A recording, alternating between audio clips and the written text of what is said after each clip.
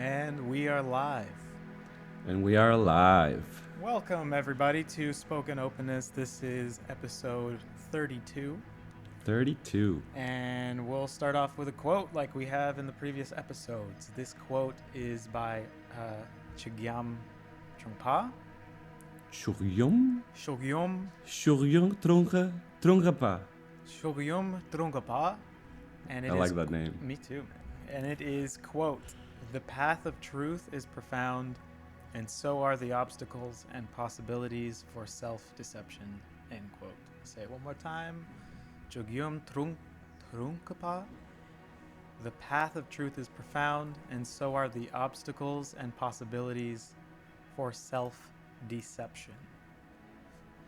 Oof. How profound is that? As profound as the limit, as profound as it can be. As profound as you want it to be. Uh-huh. Yeah. The So path what's of truth the path of is truth? profound. Yeah. What's the path of truth? That's the question, right? A continued I orientation feel like we've towards... been trying to answer that. Yeah. A continuous orientation. The path, I feel like, can be self-defined. I mean, the path is the easy part. The path, I mean, it's like, a continued orientation towards something. The path. Right? So Yeah, that's the path. yeah. So the main thing that kind of is hard in definitions there is in truth, right? The important part of the definition. The only part that matters. Yeah. Yeah. I don't know if we want to try that right off the bat. I think we've kind of touched on it before. It's kind of continued. It's a continued endeavor. Yeah. Continued exploration and attempt. Well, let's... So we can try to recap, should we? Yeah, what's maybe one of our current understandings or where we are right now? Maybe what are some elements that would be involved within a definition of truth right now? What's the vibe? Yeah. Yeah. I mean, I feel like we have been exploring in greater depth the idea of the usefulness or the practicality of the idea of truth. Yeah. So and how that's helpful for society and for communication in general. Right. And before we kind of get into some of those things, which I guess I'd like to recap, if you are down, is to just kind of go through truth really quick, and I'll kind of parse through it or pull it apart a little bit in the ways that I'm capable right now, which is limited and not sufficient probably. But please go ahead. So what is truth? There's like an empirical truth, I guess, and the empirical truth of understanding would, I guess, be something that could be verified by multiple approaches. So I guess like the five senses that can be accentuated by technological innovation. So it's like something that we consider to be true as people from our perspective. I'm not saying that this is reflective of, I guess, an objective truth, but this is one thing that humans feel, is that if you see something, you hear it, you taste, you smell it, then it's probably there. I mean, if you see something but you don't hear it, then it's a little more questionable. If you can, so one element of truth, or part of our understanding, I think, as people of truth, and maybe this is the more empirical truth if you extend it beyond our senses, but extend it to technological use of technology to verify the five senses or whatever, or to have a multi-angled approach on testing something to see if it's there. So that, I guess, would be kind of like an empirical truth. I can't just see the table, but I can also knock on it. So there's two things that I can do to verify that maybe table exists here. And so that's Okay. that's that. And then there's the non-empirical forms of truth, I guess, are like truth claims that are expressed in kind of moral senses, I guess, throughout mythological history and I guess religious mythology. We've kind of touched on that, and that's, Mm-hmm. I guess, a concept of something that has been abstracted out of observation. So, like, what does it mean to be a good person? You've seen thousands of interactions within societies that evolved over time until someone was like, that was a good thing, that was also a good thing, and they were different. And then they're like, what is good then? What is that's a good thing? And then you can say, like, it is true that to be good you do those things, but that's not like the only way that that could be empirical as well is if you, I guess, agreed with the premise that brain chemistry that resulted in positive feelings within the person who's having that brain activity and hormonal activity, and then you measured every single interaction that they were like, that was good, and you measured a positive result in those people, and then were like, they all had more dopamine when someone acted this way, therefore it was a good, therefore that's good. That would be maybe like an empirical justification for that more metaphorical truth in some way. But Okay. for argument's sake, it's not really the same truth as empirical. It's kind of a different ball game. Yeah. Um, Yeah. so there's those two things, and then within that, there's an idea of objective truth, I guess, which is this idea that whether or not it's the same truth that we can verify with our senses. So let's ignore that. Let's ignore the idea that maybe we're wrong and that we can test these things with our senses and it's not there. Objective truth is that there exists beyond our senses a kind of truth that would be there whether we're here to perceive it or not.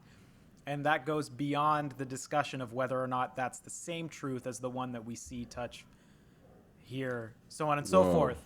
But Uh-huh. that's the idea of that there exists something objective. There's an objective truth whether we see it or not, and then there's another discussion that is that the same truth that we verify with our senses.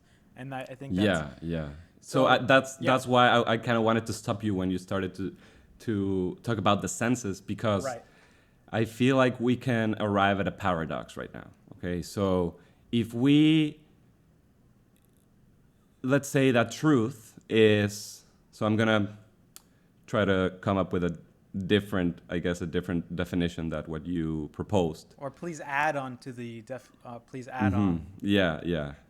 I mean, different. Let's see how it is different. I'm not sure. Okay. So, truth is something that affirms reality, something that is aligned with reality. Right. And Yes. so if we then say what is reality, then I guess we're talking about what you said at the end there, talking about objective reality or objective truth, that whenever that is perceived through the senses, it is already limited because the senses are limited. You're limited by what you can take in through your senses. And after you take it in, you process it through all of your different, I don't know, like looking glasses, right? And then Filters. Yeah. filters, thank you. And Yeah. so that is not the truth anymore. It might Right. be true to a certain extent, but now we're talking about limited truth. So also in the previous last episode, we talked about pure truths as opposed to half truths or percentage of illusion and truth in certain claims. Right. And we said something like there are very few pure truths. If I mean talking about hypothetically, if that's a thing, right? Right. But I guess I don't know. One thing is if that information went through the senses, it's not pure truth, and also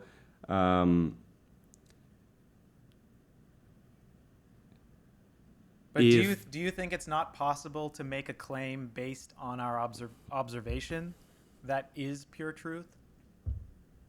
I think it is possible. Yeah, I do. Like say let's say that what we see here, so on and so forth, that it's that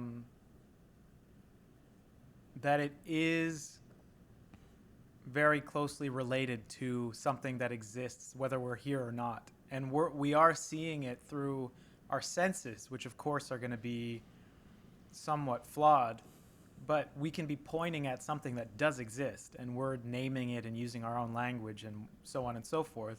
But say in an atomic sense, if you look down and you see an atom, you can say there's something there that according to our senses and measuring abilities, it's this size and has this much space in between between the outside and the middle, and you come up with and then you come up with a discovery that like solid things are mostly space within atoms, and then that's kind of mind-blowing. But then you're pointing at something that's there, you're looking at it, and someone else can look at it, and that thing is there. It's always there when you look using that tool. And that thing, even if it's like not, even if it's through our filters, that's still something that exists, that we are seeing, and that is always there. It's consistently there, and we can use different tools to see it and to look at it and to test things against. But sometimes you see things that are not as they seem. Of course. And so your conclusion of what you're seeing could be wrong. And so I guess my thing is 100%. Facts are different from truth in that matter. Like you can say something is a fact because I saw that, it is a fact. But your conclusion about that might be wrong. And so you don't have the truth. Yes, the conclusions are different than the pure observation. The facts, or the empirical facts. Now we're really talking about empirical facts. But I wanted to touch quickly on what you said. Right, but I was saying that's different from the truth. And are you saying the truth are the empirical facts?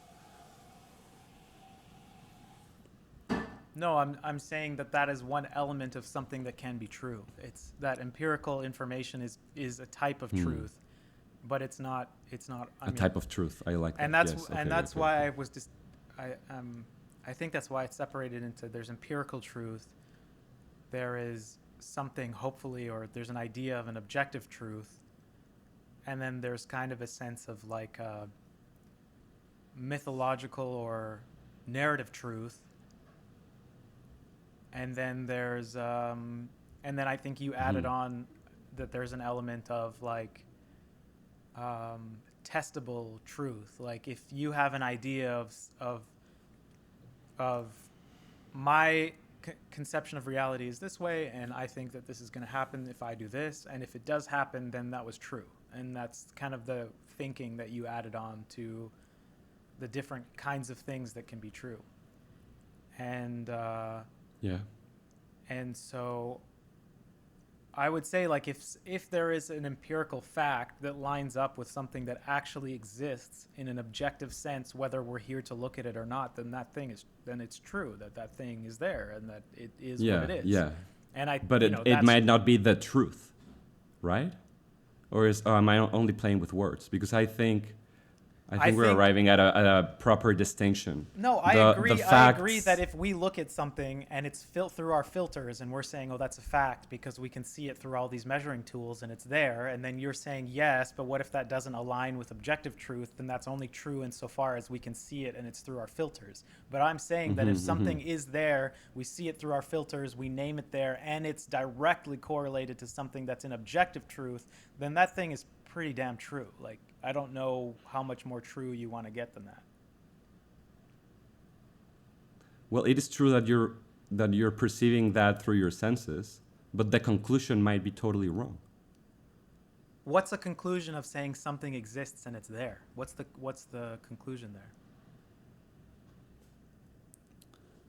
Let's say you perceive or see, I don't know, a table. You perceive it as solid and you can see it.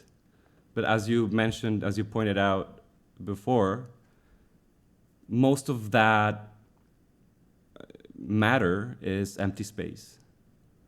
And so the fact that you're seeing and perceiving something might lead you to certain conclusions that could not be aligned with reality, could not be true. Right. And so I facts agree, are different than the truth. Yes. Facts can be true. But I'm talking about something different. Yeah. You're talking about Okay. you're talking about the idea of saying that this table is solid, and that's an opinion. That's like that's a claim. That's a conclusion. No, but it's also a fact, right? I perceive the table as solid. I can even hit it and it'll make a noise. Yes, but I'm saying through a dimension of solid, of making that truth claim, it's true in the pragmatic sense, and it's true in the fourth sense that we were discussing. It's true in the second and fourth sense. The second was in a pragmatic way that it is true. Not the second sense. I forget all the ways we determined it. But it's true in a pragmatic sense, and you can say it's solid. And what solid means as a human being is that I can trust that if I put something on it, it'll stay there. Yeah. And so, insofar as it is a fact. Insofar as I'm not saying it's a fact. I'm saying it's true in the fourth sense. If we're thinking from an empirical viewpoint, saying that the table is solid through the lens of atomic science is incorrect.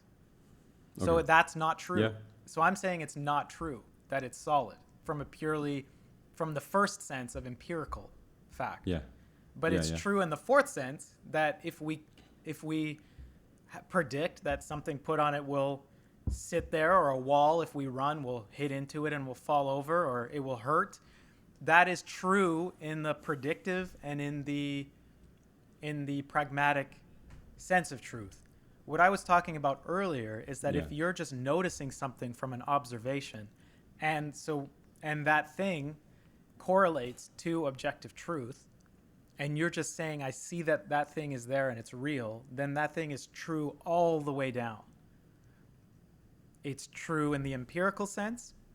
It's true in the objective sense, because that thing that we haven't named, but I'm saying this hypothetical thing is true in all four modes of being. Yeah. It's true in a predictive way, it's true in a pragmatic way, it's true in an empirical way, and it's true in even an abstracted way. Yeah, and even if there's more characteristics or variables for truth, there will be, then of course there are. But I agree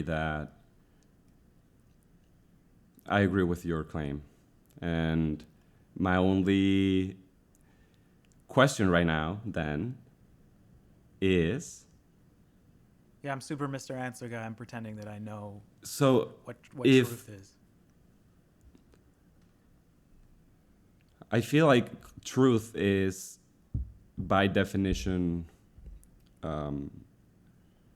divisive. Truth excludes. And so there's an aspect of truth that also has not only it not only puts the finger on a claim or a fact or an objective observation that might be true on many levels, but it also points to a negative affirmation, or a claim that something is not. Yes. So, and I don't think you can take that away from truth. If you're pointing at truth, you're also saying, but now all of these things are false. So that it has a caught element, a divisive aspect of it, where you're also pointing at falsehood, at something that's illusion at the same time. But something can be one thing and also be another thing. That is possible. Because if a tree is green, that also means that a tree has a shade of a certain color. I guess that there are umbrellas that a truth is nested within. And so I agree that it limits and it also cuts things out. But there are also, but also thousands of things will also be within the nested truth that something Sure. implies. Yeah. So Yeah. I guess what I'm saying is I totally but agree, dude. but why am I saying that? I guess it's because if you're engaging in an exploration for truth, or if you're trying to under the path of truth, you're walking the path of truth. Chogyam It's because you haven't walked the path of truth before. That's why you're in the path. And so I'm not sure that makes sense. yeah, if you have walked a path of truth before, then you already got the info. So if you're no. It's a mode of being the path of truth. It's not an event to do or not do. You could. I agree. I'm talking about a specific thing. Okay.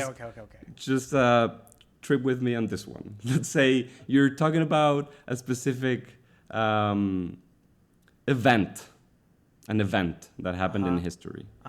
You don't know exactly what happened. Right. And so just to clarify, I'm not talking about the path of truth for life. Let's put a hypothesis here. Sure. And explore a specific event in history that you don't really know what happened, and you want to know. Let's say you want to know, and you believe you can figure it out, and so you decide to go on that path of truth, that specific path of truth, of discovery of what happened in this specific event. You're gonna have a lot of theories. That starts with the belief that you can. That you can, yes. Get there. That you can. That is possible. You have faith that the truth is out there and that you can encounter it. And what I'm saying is you're gonna have a lot of theories, or you're gonna start thinking, well, this possibly happened, or I guess maybe this other thing happened. You're gonna start, as you go, new theories will emerge, and you're gonna start stacking things up. Yeah, all of these conclusions, but all of these conclusions are not true. They're just theories.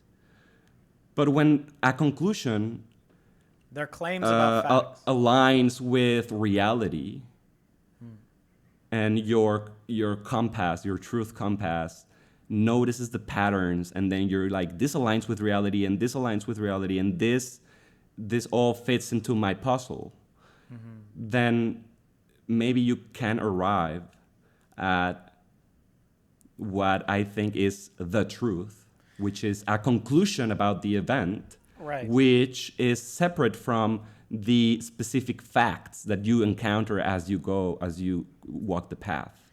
Only insofar as your understanding about everything else is true. But if you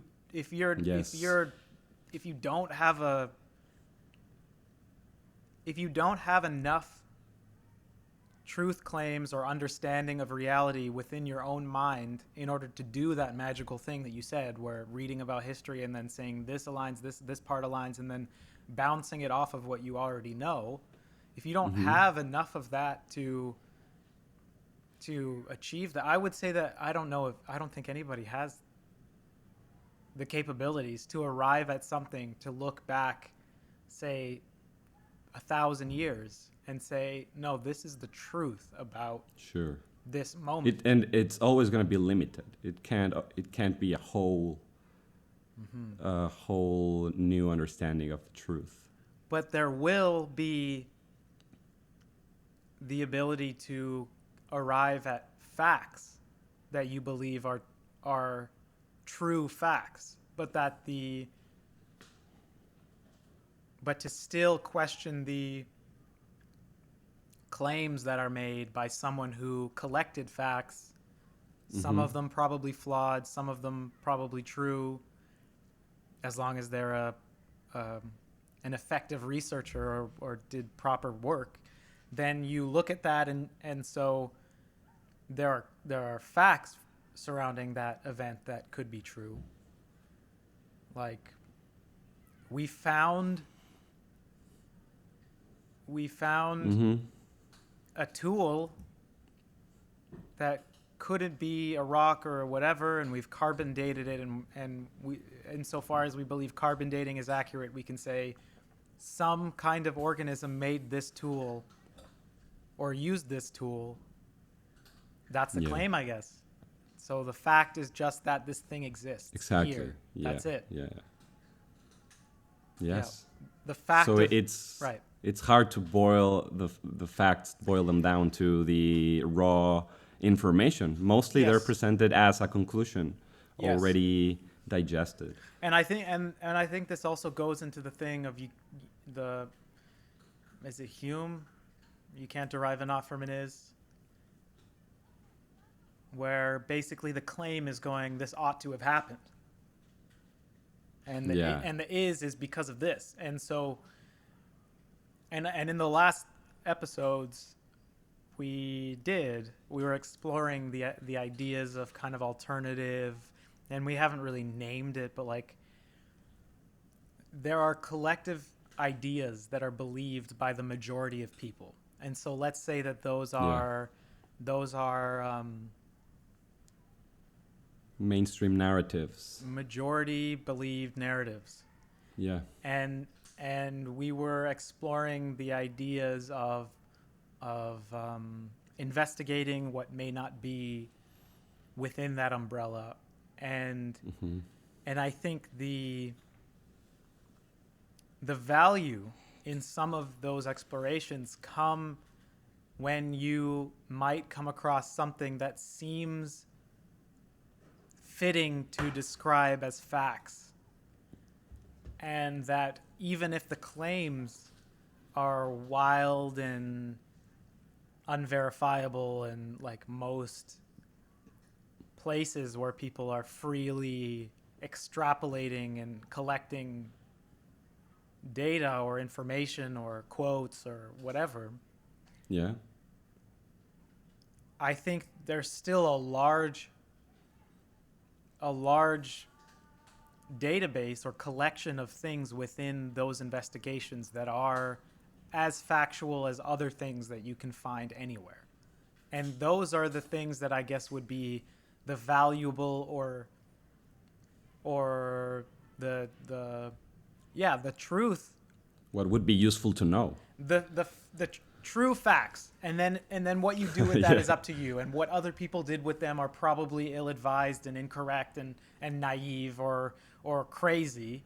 But what other people are doing with fact and factual pieces of data, it doesn't matter, because if you're exposing yourself to those factual pieces of data, that gives, and you agree based on your own ability to discern fact and not fact, say I choose to think that this thing is most likely true as a fact, not as a claim or a therefore or extrapolate or say this means that, just the pure data. And I think as we've been discussing in our conversation of truth, then that doesn't make, then those are truth claims. Are those empirical truth claims? Those are just true on one sense. What do we do with that? What do you think about that connection there? I kind of lost my train of thought. I feel like with the majority believed narratives that you mentioned, that's what regardless I think that's of why, regardless mainstream. Is that the definition of mainstream? Yeah, sure. We can say it is. I mean, it's safe to say that mainstream is what the majority currently is playing out, I guess. So if, regardless of why those narratives are there and they're taking place, and some people are and have been for a long time speaking about why they're not true, and then you start having anyway, losing my train of thought here. I guess what is important to note is that most of the time, or at least at the beginning of your exploration for truth, you will have to unlearn some lies. before you can actually arrive at something truthful. And maybe this sounds like a bit extreme, but I feel... What do you mean by start your journey of truth? What do you mean by that? What does that mean? That's a great question. I guess I think most we're people, all in that journey. Yeah, most people think that they are on that path. What do you... Exactly. Yeah. Mm-hmm. And that's right. That was a not a very smart way to frame the idea. But what I can rescue from that is that we all have lies to unlearn. And sometimes the truth does that automatically because truth excludes. And so as soon as you arrive at truth, you're like, if you accept it, then like the opposite obviously is false. But sometimes you don't accept the truth because the lie is strong. You have to unlearn the lie first. Often it's both and though as well, depending on what the thing is. Okay. Can you make an example of a both and? Getting sick makes you weaker and also stronger.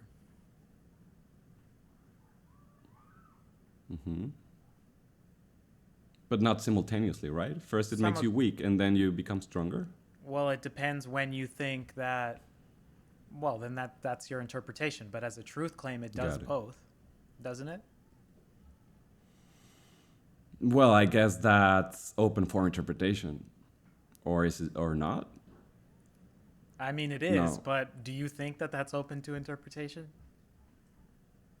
I mean, it's open to interpretation, but I mean, from my understanding of everything I know about what it means to, what the possibilities are from being sick, it's both strengthening and weakening. And there's nothing that I've ever seen based on thousands of, I mean, other than extreme cases, but I'm not saying that. Yeah, totally.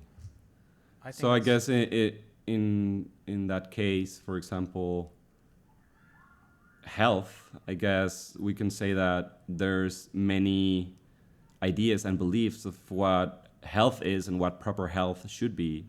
And I guess that's a great example since we all do things that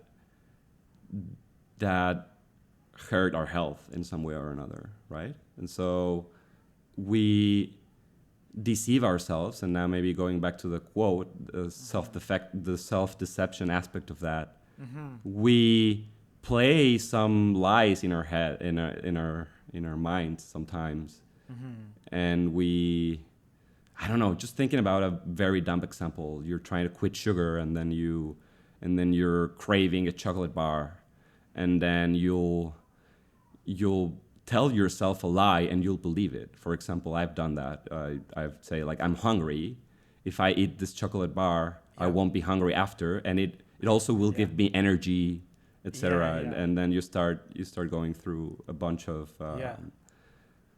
ideas that will validate your wrongdoing. And so I would say that I would say that goes into the conversation, I think, of that talking about subpersonalities, I think, and maybe evolutionarily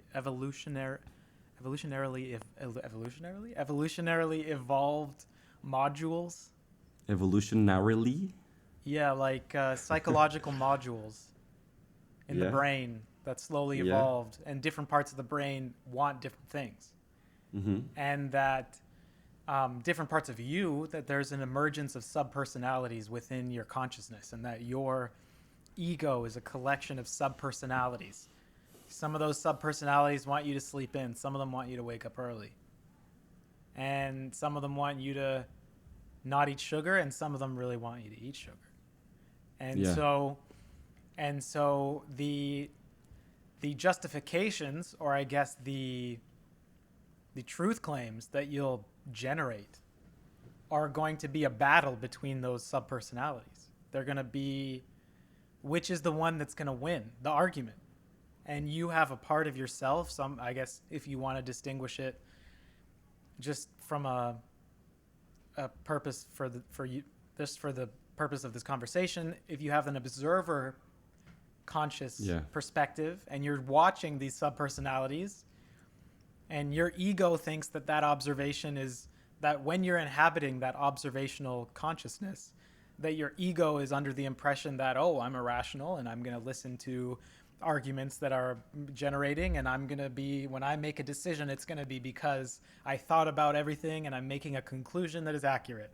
And so your observer mindset is going to listen like, oh, I'm trying to not eat sugar, but this guy's making a really good point. You know, he's saying like, I think we've been eating honey for all these years, and it's like we need sugar. Like there's parts of the, you know what I mean? And it's like, I'm sure some of the studies that are against sugar were funded by the dairy industry and like to fat versus sugar. Like I'm sure some of that is accurate, and maybe it's like I don't need to do this, and probably my information isn't fully correct, and I've been eating sugar my whole life, and like, so why do I think I'm going to change anything, or like it's going to affect me in some positive way? I'm just being too hopeful.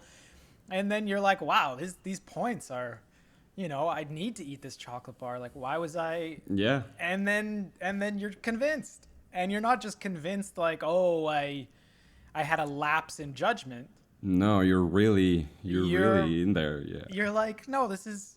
So when you act, your body is convinced that whatever subpersonality came up with that truth claim, that they're right. They're actually right in that moment that you decide. Because that's what your consciousness needs in order to do something. It needs to think that what you're doing is based on something that's true, I think. We're guided by wanting to feel like what we're doing is right and true. Mm-hmm. And I think that's also a discussion of why is it always the case that something that right and true is always kind of connected, and that's the moral and truth kind of element of this. Yes. But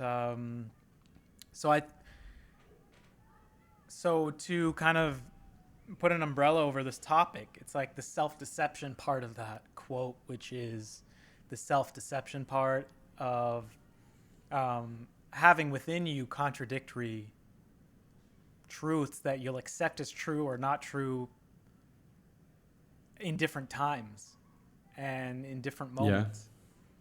And what's right in different moments. And sometimes they work together. Sometimes those viewpoints work together. Another part of your mind will speak up and say, hey, I also think that that's true. And your subpersonalities will kind of have a conference in some sense. And it's almost like within your mind at all times when you do something or when you think something is true, there is a conspiracy of subpersonalities that are conspiring to convince you that something is true. Yeah. Based on their own needs that in this argument evolved. Also, there's so many things that we don't know. So the quest for truth is never ending. Like you're always gonna you can always continue to further question any topic that you're researching. Mm-hmm. And so for me, that's the variables discussion. Yeah. And so it's very hard to talk about the truth on a personal level. It's always a limited quest for truth. And I guess what I've been thinking about most of this conversation is actually the distinction between the truth and something that is true or a fact. I feel like it's not that easy to make that distinction, but I see it in my mind as a possibility. So we can encounter facts and we can interpret them and make conclusions out of them. And a fact can be true and you can make that claim. But all of that is not equal to the concept of the truth. So you're limiting the truth to one of the variables that we discussed earlier. You're saying that the truth is a more pragmatic one, or what is the part of the truth? Because saying something why did you use the word limit? Just so that I understand the question. Well, because if you say something can be a fact, but that doesn't mean it's true. Well, it is true in an empirical No, sense. I said it can be true. You can make the claim, but it is not the truth. So what's it the truth in your opinion is what I'm asking. In my opinion, the truth is, you can't expect me to answer one of the biggest mysteries of human history in like a minute. But you made a claim, and so now that there are different things. It's my claim. Yeah. Yes, so it's on you. I'll attempt for sure. I will attempt. I'm not saying I won't attempt. But something that is true or a fact is not necessarily the truth, because I feel like the concept of the truth is more aligned to the concept of reality. And so what I guess we're trying to do is, through our truth compass, we can encounter facts and say this is true, this is not true. No, there's no and we can access. You're right, of course. There's no untrue fact. You can encounter events and then say this is fact, this is not fact, right? This is true, this is not true. But the truth is a way higher umbrella. It's a way bigger umbrella. The truth is a concept that no single individual can fathom. Well, yeah. I think, and maybe I'm wrong, but I think that you're you're incorporating within the idea of this kind of metaphysical, you're making it like capital T's, like the truth. You're kind of making this like more metaphysical idea of truth. And I think that it involves the what should we do about it element of it. And I think you're incorporating, if something is the truth, it means we know what to do with that truth, or it gives us more information about what we should do, not just what something is. And I don't necessarily think that those two things are connected. Maybe I'm wrong. Can you repeat that? Because I don't think I agree. I just want to make sure. So you said... Well, what is something that you think is true but isn't the truth? A fact about a whole string of events. The truth about what happened is not a fact that is true. But how can that be the case? Forget about events. Because I think events bring too many variables of like who reported it. I agree. Let's keep it abstract. We need to get out of events because yeah. So how is it not? Let's say the truth is the thing that you believe is out there. No, truth is not the thing you believe is out there. That's not truth. That's a belief. Yes. Let's say I'm holding up this card. This card is black. I want to understand. I'm holding up this card. This card is black. Let's assume that the black is just our word. That's a human invented word that discusses that whatever non-reflectivity of light that comes to this thing is present, and that is something that exists, and it's a phenomena that exists. And I'm saying that this is black. This card is black. So that's true, and it's also the truth. So I have a problem with that. I'm trying to fish for something that is true but is not according like the truth. Right. So you're saying there's no such thing as the truth. You can only say something is true or not. No, I'm saying that truth is the truth. I don't understand the distinction you're making between something that's true and the truth. Because you can make a true claim. Okay. And miss but now the we're talking higher about picture. Claims. You can articulate a sentence that is true. Uh-huh. But since you articulated that from a limited account of reality, which is your own biased worldview. Is me saying that this card is black my worldview? I'm saying that is, yes, it is. No. The language I use and the word black is my worldview, and my language and the filter that I have. But I can say black is not a color. Black is the absence of color. And I know. It's different if it's organic black or printed black. But when I made the claim, I said, I'm acknowledging that black is language that we've invented to determine the lack of reflectivity of light from this card. But you said we need to get away from events, and I feel like this is an event. It's right not now. An event. The card is an event. It's not an event. It's an thing. Easy. It's a thing. Right. Yeah. It's the event is you're holding the card in your hand right now. It doesn't matter if I'm holding the card. That card.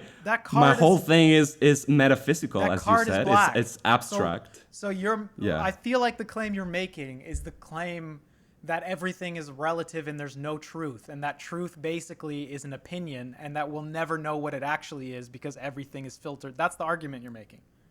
You will never know the whole truth. You will never know the truth. That's a non-statement. Sure, yeah. But that's true. Is it not true? You will never know the truth. Well, it's not the truth. I mean, I'm kidding. Of course that's true. We'll never know everything. We don't know what we're in. We're limited. We have observational limitations. Here's the thing. I don't feel like I'm saying something extremely obvious. No, you made a claim that said that there's something can be true, but it's not the truth. And I'm just trying to figure out what that means. Yeah, so it means that a single event does not equal the whole thing. A single event does not equal the whole thing. What does that mean? Yeah, this card is black, is not the truth, even though it is true.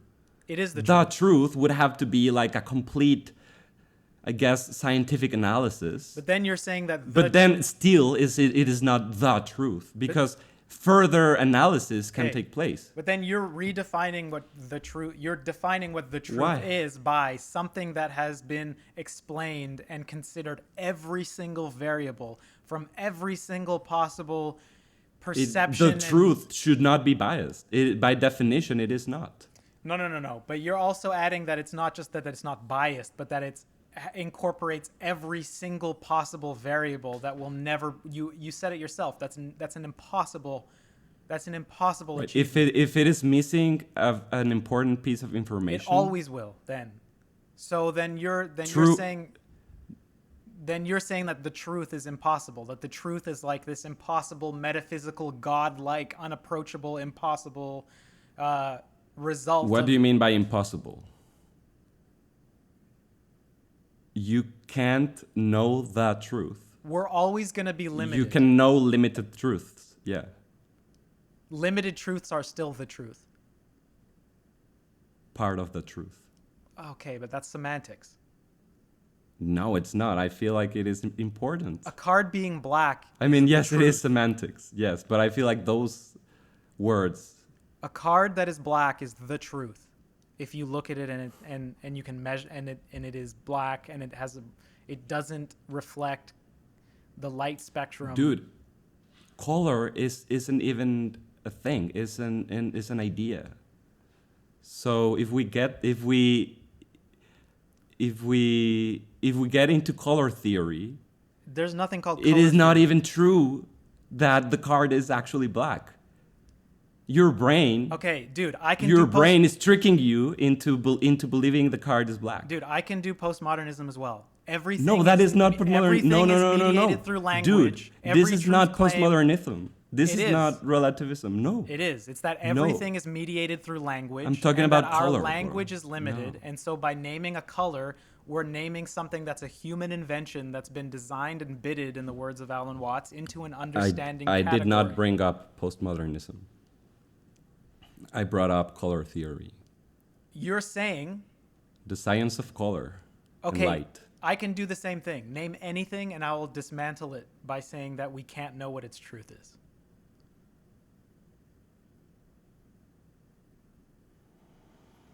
I don't know. If I can name anything, I guess you can come up with whatever works. I don't know. I'm afraid I don't want to try to come up with something that wouldn't work in this case. I'm open to understanding what you're saying. Yeah. Limited truth is the truth. It's not the whole truth, obviously, because we're admitting that's impossible. Obviously. That's all I'm saying. Yeah, so that's all I'm saying. But what I'm saying is not that obvious. What's not that obvious? I mean, that's why we are having a little debate about this right now, since it's obviously not that obvious, right? In my mind, the idea that anything that we've ever considered to be true is the entire picture of that thing, I've never believed that. I don't think anybody believes that. I don't think anybody thinks that we know everything about a truth, or that we can make something that has the certainty of 100% accuracy within all perspectives, all layers down from the regular level to the quantum level, to the possibility of other dimensions, to the possibility of linguistic limitations, of the possibility of the filters of our mind. But I mean, that's why it's important to realize that the truth is different from a truth that you can speak. For example, the card is black. That might change after some brilliant scientist discovers that X, Y, and Z, right? And that is not postmodernism. That is a bigger understanding of how something works was just uncovered. And how we understand how things are the way they are is different than saying that something is the way it is.